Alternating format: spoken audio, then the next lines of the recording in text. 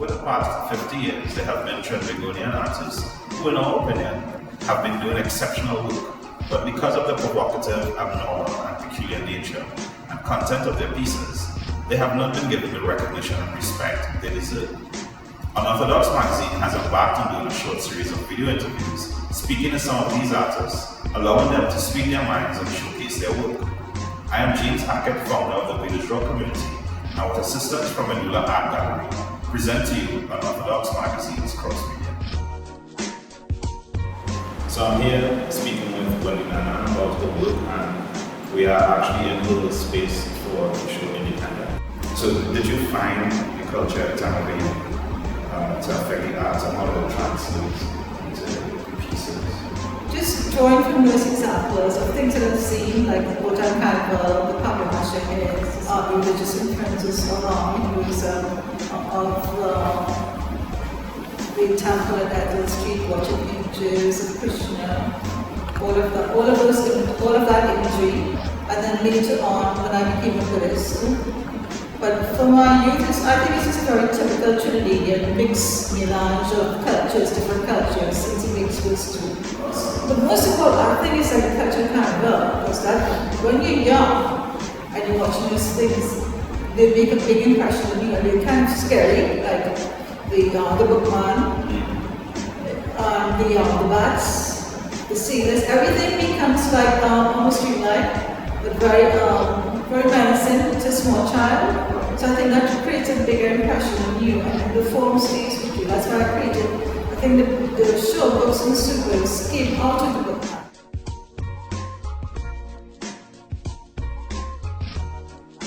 We used to practice Hinduism with the grandmothers, the grandparents in the family.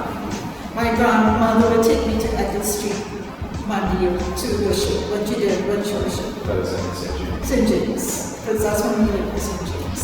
And then when I started going to school, we went to Great Farmers, so we exposed to the Christian side. And then there were these two dominant religions until I started to think for myself what I would choose. And my sister, she used to practice Buddhism. She's died now, and in which she was living, I never practiced it. But when she died, I sent my son to read all the books she had around her. I still practice, I practice because Buddhism is something, a religion you don't really need a church. You don't need a church to meditate. Maybe you have all the doctrines that you can learn from. But what I find is from religion, whether it's Buddhist, Hindu, or Christian, it's that the iconography of the religion, the things that you see, the sculptures underneath, the illuminations in the Bible. It's such a rich store of material for you to draw on. So even if I go right now, I would go to, if I go to a museum, I would go to look at these images. I wouldn't go to see like modern art, I would go to look and see ancient images, of ancient religious images. Because that's what the form of that inspires me. When I was going to school, when I was going to art school, I used to make I was kind of redirected to making large murals. And then my last year, I kind of had an internal fight, kind of an identity crisis. Well, I didn't want to do that anymore. I wanted to sit and find something that was relevant to me. Something that I didn't think about it, that came out of me because of who I was. And then I started to make things with my hands. I found I needed to make things with my hands. I started to make papier-mâché things. Instead of doing like just flat paintings. So I think this is what the papier-mâché things represent to me. They are like 3D paintings. I find that I need to make things with my hands. To make things not like whittling down things, but make it up, make it from like a wire form, like how the mass makers would make papier-mâché heads, making things from a base and building up on that base and then painting on it. I think that's what excites me, just to paint like the Hindu, like the baby Krishnas, to paint on a 3D form, and that the papier-mâché form, papier-mâché surface It's such a beautiful surface to paint on. I think it's nice on the canvas. I think everybody thinks about their purpose. Everybody tries to understand what is your purpose here on earth?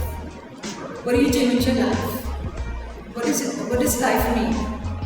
So trying to find, I think that's why I turned to Buddhism in that part of my life when my sister died too. It's trying to find meaning to your life, to everyone's life, to some sort of understanding what happens to you, why were you put here? Like this piece here. When the sun's, like when I'm walking in the morning, I'm thinking, I'm doing my walking meditation, I'm thinking that maybe what we should be, maybe meditation, how people tell me to focus in, what we should do really is focus out. And just look at the world and know that you are part of that world. So it's just like everybody, tries to understand the world and their part that they play in it. These are things I do, I'm trying to figure out. I'm trying to figure out in my work. This baby Krishna holds Trinidad. Trinidad is scarred and bleeding from crime. But then he's offering a solace in the Om symbol. He's saying, let us all come together and be kind to each other, let us love one another. Maybe that's a solution to it. And this is a comment I'm making about what we did. We let sugar fall away from us. I get kind of angry. I know it was a draining economy, but when I read now and I see things about how people are using sugar, and not only for making sugar, but making fuel out of sugar, making other things out of sugar cane. We let sugar drop away, and instead we offer these people a mountain of salt. Take that. Don't you think we live in a provocative society? So the issues is there. Issues are already there, provocative. We are provocative people. We've always tried our provocative issues, contentious society. So this is just like I'm living in it. I'm living here, and I'm thinking like everybody else of the things that go on in the society, and I'm portraying it through my art, because that's like somebody would be writing. That's their passion, that's their creative talent. This is how I'm doing it through art. We have all of these issues that we try to grapple with on a daily basis. So this is my reading of these issues, like the heads. I'm trying to understand why it is that we are here. We are 50 years independence, yet we still have this kind of colonial mindset. I think people are freer to look at the work without the artist being there, because what it was on Twitter, and people come up to you and say, oh, Wendy, I love that, that's so pretty and stuff. I don't want them to look at the work and be embarrassed by the artist being there. I want them to look at the work and criticize it. Look at it from historical perspective. Look at it from the artistic perspective. Criticize it, argue. I wish somebody goes out with fisticuffs already. But I think people should look more critically at work and stop mounted empty platitudes, which you do. Because I'm not criticizing them for it because they're trying to be kind to the artists, Right. It'd be so bad, the artists here open night and we criticizing the work. Well, after what we do is they give talks at the Metro, and then if schools come and I talk to the students and engage with the work, and if anybody wants me to be here, I'm here. But for the open night, it's not like I'm trying to encourage people with open night to look at the work, because open night is very funny. It's like, it's the only night people will come here, and after that, they're not coming. They're too busy to come and look critically at the work. So maybe if I'm not here, they will look at the work better than if I am here. That's what I'm kind of figured out that. Okay. In the arts in Trinidad and Tobago, there is a lot of cliquishness going on. There are a lot of areas where people jealously guard the boundaries. And other people to protect themselves. But then that's all in it, you know. Once you have an understanding, that's what's going on. I think it's also, if I was younger, I'd be more affected. And I was more affected when I was younger. If somebody did that. But now no, it doesn't, because it's something about getting old is that you don't really care about stuff like that anymore. You just want to let the stream of work come out of you. And it's so good because you're not so full of self-doubt anymore. I think that has to do with self-doubt too, because maybe you're not very confident. Now you just want the work to come out, pour forth off of you without, and it doesn't matter what anybody says. But you know, when you're young, it's like a process that you have to go through. You have to go through the doubting. You have to go through the torment. You have to kind of work your way through it. If you don't go through it, I don't think you develop as an artist. Bad things have to happen. You have to accept that. I like the quality of my work. I look at very old things and how I started. So my God, you did that? But I think I have so much more to do. And some of the goals I set myself, I haven't accomplished it, but I'm thinking maybe now. Goals are not. Just forget the goals now on stage and just do the work. Maybe I was daydreaming a little bit too high. So it's just to get the work done now. It's difficult because when your work is so different to what everybody else is doing, like everybody is doing paintings of beach scenes or little huts and stuff, and that work is selling, and your work is not selling. It's very difficult to find the strength to keep on doing what you're doing, to believe in doing what you're doing. The Ministry of Culture, they should have a department of fine arts, which will deal with that part of fine arts, which is painting, galleries, dancing. There should be a separation, because it is a separation of society, because when we're talking about folk with dancing, we have like Best Village and things like that, right? But where do we place people who are doing modern dancing, contemporary dancing and ballets and things like that? Where do we place people who are making art like this? I guess you could call it fine arts. Where do we place that? So there should be a department of fine arts, and there should be a gallery of fine arts separate from the museum. Why do we still have a museum and an art gallery? Why don't we have a museum of carnival arts, museum of fine arts?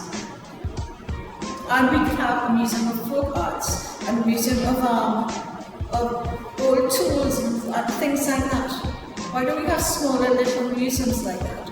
But there needs to be, because it's getting too confusing, and they need to have a separation.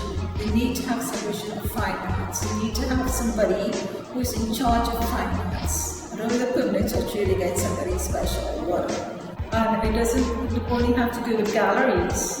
It has to do with people making carnival costumes, people doing things on the street, you know. It doesn't have to be only gallery centered. I think people know and appreciate and know. The Trinidadians know that they are very creative people. One thing I was sure to go to every year was what you call a parade of individuals. There you would see the weirdest thing in the world. You would see and the weirdest characters and the weirdest kind of fabrications of masks. And you see the Midnight Rebels, you would see the Indians, you would see all the old-time masks, the bookman. But I would be sure to go to that, because that is like something that was feeding your work in all its weirdness, all its craziness, all the crazy people, all the people that you met, friends that you made. Indian masks, oh, so beautiful. That's the thing about Trinidad, it's such a rich source, I think, for anybody who wants to create stuff. If you look at how, when you have a show, how many people come to the show? How many people know that this is going on here? Does the government know that this is going on here?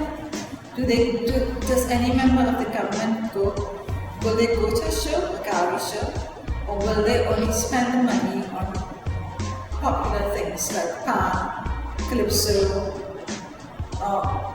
things which have a following and which they can spend money on to get votes, to seem friendly towards them, so they can get the votes. But I've never seen any government minister go to a gallery show, although they've been invited many times.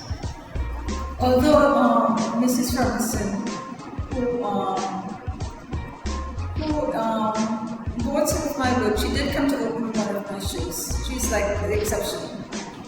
But even the Minister of Culture, the past Minister of Culture, we invited him, he doesn't go to these shows. He'll say, yes, he's coming, he makes an excuse, he got something else to do. We invited a lot of ministers to the last show, nobody came, because they can't get votes on these shows.